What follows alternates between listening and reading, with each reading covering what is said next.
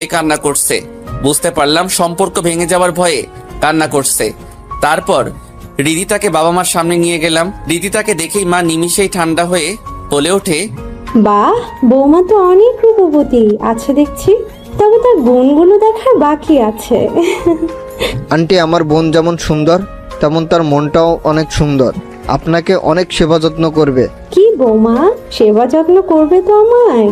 হ্যাঁ মা, অবশ্যই আপনার সেবা যত্ন করব। আমার তো আর মা নেই, মার ভালোবাসাও আমি পাইনি, তবে তার শূন্যতায় অনেক কেঁদেছি। আজ আপনাকে মায়ের আসনে পেয়েছি, সুতরাং আমি আমার সর্বোচ্চ দিয়ে হলেও সৎ আচরণ করব।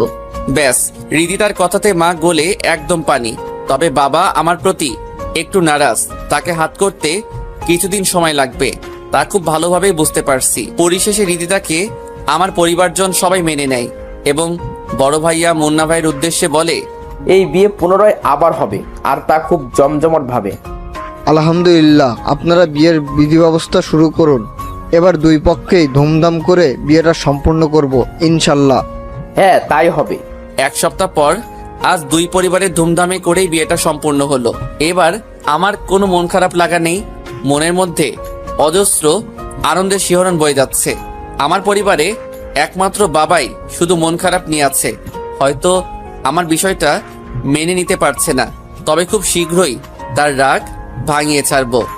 এই যে আমার প্রাণের দেবর, ছাদে একা একা মোবাইলে কি লেখালেখি করছো? ওইদিকে রিদিতা যে তোমার অপেক্ষায় আদৌ কান্না প্রায়।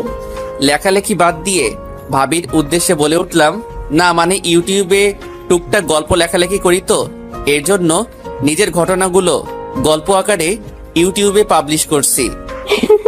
ওরে আমার লেখক দেবর রে, এখন লেখালেখি বন্ধ করে